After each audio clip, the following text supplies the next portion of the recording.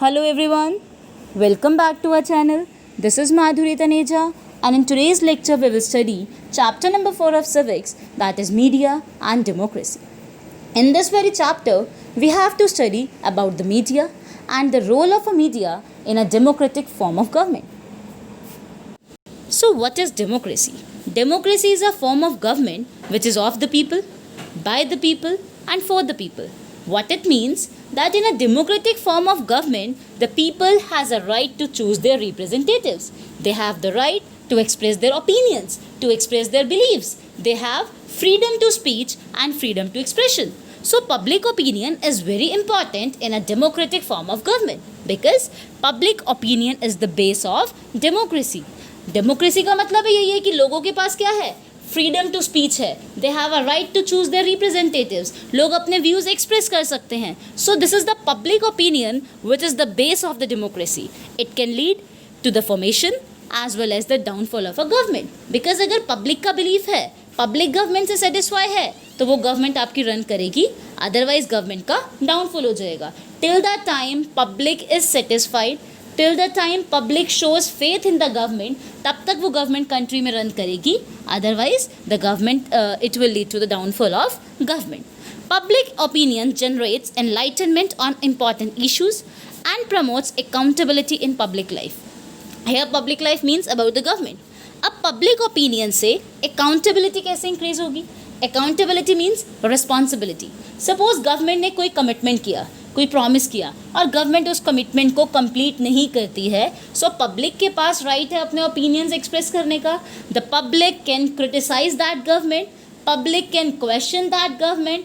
तो इससे जो गवर्नमेंट की रिस्पॉन्सिबिलिटी है वो इंक्रीज होती है. That is why public opinion promotes accountability in public life. And there are so many agencies which help in molding the public opinion. The most important of these is media. Now we can mold, we can change the public opinion. हम उसको थोड़ा सा change भी कर सकते हैं ताकि सामने वाले के लिए उसकी इंटरप्रिटेशन डिफरेंट हो जाए. For example the news channels nowadays.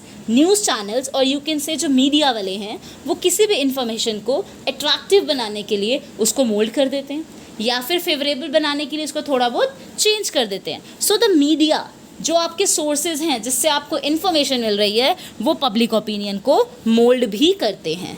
The media plays a crucial role in shaping public opinion. Therefore it is important that the media is given freedom to function without any interference. Obviously media जो है वो mould करती है but still media के पास freedom to function है. Because media होती किस लिए है? पब्लिक ओपिनियन को सब तक पहुंचाने के लिए, गवर्नमेंट की अकाउंटेबिलिटी इंक्रीज करने के लिए. तो जो मीडिया है वो फ्रीडम के साथ वर्क करेगी. बट कभी कभी जो मीडिया वाले हैं वो करप्ट हो सकते हैं या फिर वो गवर्नमेंट के एक्शंस को फेवरेबल दिखाने के लिए अपनी जो इन्फॉर्मेशन है उसको मोल्ड कर सकते हैं. That can be possible. Now we have different forms of media like TV, radio, newspapers, magazines. Now all these are the examples of mass media. So the question is, what is mass media? First of all, mass means large number of people, large number of persons. So mass media is that media where we can reach large number of people at one time. Means you are communicating, you are giving your message, you are sending the information to not only to not even a single person but to large number of person. जब आप एक person को information नहीं दे रहे, एक साथ बहुत सारे पर्सनस को इन्फॉर्मेशन देते हो, तो वो आपकी होती है mass media. For example the TV channels. TV पे सपोज कोई न्यूज़ चैनल और उस पर कोई न्यूज़ आ रही है तो at a particular point of time बहुत सारे पर्सनस उसको देख रहे हैं तो वो बहुत सारे पर्सनस तक एक ही बार गई है. So one to many is there. एक से बहुत सारे लोगों तक जब एक ही इन्फॉर्मेशन एक ही बारी में जाती है, that is known as mass media. Same case is there with newspapers and magazines also. So we have different forms of mass media. First one is print media. The best example is newspaper. Newspaper में जो भी news है, क्या वो newspaper एक ही person read कर रहा है? Of course not. The whole country can read that newspaper. So print media is also the form of mass media. Print media is that media in which the information is in written form. When you communicate through written form, that is known as print media. Here we have newspapers, magazines, journals, etc. These highlight socio-economic, political and cultural issues and problems of the people. अब newspapers, magazines और journal में कोई भी issue हो सकता है. It can be socio economic also, it can be political also, cultural also, and different problems of people. For print media to be effective, it is essential that there should be freedom of speech and expression. अब important क्या है? Freedom of speech and expression. कि लोगों के पास freedom है, they can speak whatever they think.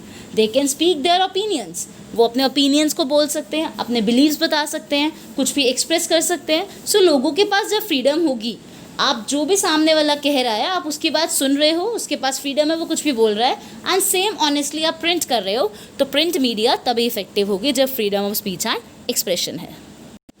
After print media, we have the another form of mass media, that is electronic media. This is through TV, radio, internet. Internet is very common nowadays. अब suppose कोई news channel है, again anyone can see that.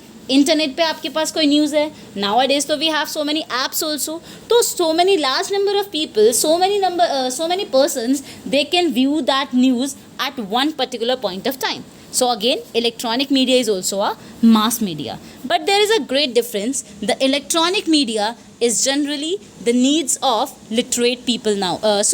Print media is related to the literate people because something is there in the written in case of print media. That means a person should be able to read that information. अगर print media use करते हैं तो जो persons illiterate हैं, the persons who can't even read and right, वो उसको पढ़ नहीं सकते हैं. लेकिन अगर हम इलेक्ट्रॉनिक मीडिया की बात करते हैं, like we have TVs, radios, similarly internet पे भी आप न्यूज़ को सुन भी सकते हो. सो इन दीज केसेस अगर कोई पर्सन इलिटरेट है, वो पढ़ नहीं सकता है, तो he can here the news in any of the regional language. It's not compulsory कि न्यूज़ आपकी इंग्लिश में ही होगी, उसकी जो भी लोकल लैंग्वेज है वो उस पर्टिकुलर लैंग्वेज में न्यूज़ को सुन सकता है. So electronic media is for the needs of illiterate people also, but that doesn't mean कि सिर्फ illiterate people के लिए है. Even the literate people are using internet nowadays to get the news of each and every corner of the country. The best example in this context can be the anti-corruption awareness movement on Jan Lokpal Bill in August 2011 led by Anna Hazare in India. Electronic media played a special role by a comprehensive coverage of the Anna Hazare's fast-generating popular sympathy and support for his cause. Now, in 2011, Anna Hazare ने protest किया था. This news got viral at every news channel, even on the radios, on the internet. So basically, what it is saying is कि जो अन्ना हज़ारे ने किया, उसको sympathy मिली, जो भी उसका कोज था, जो भी उन्होंने किया, वो सबको कैसे पता लगा? How it got viral? Just through the help of electronic media. So basically media public के opinion को, जो भी आपके current issues हैं या जो public की problems हैं, जो भी information है वो हर person तक पहुंचाती है. और ये डेमोक्रेटिक गवर्नमेंट का बेस है, क्योंकि डेमोक्रेटिक गवर्नमेंट में जो सबसे बड़ा फीचर है वो यही है कि public has the right to choose the representatives, public has the freedom of speech and expression. और ये सब पूरा किसकी वजह से होगा? Because of the media. So this was about the media, the forms of media and the role in the democratic government.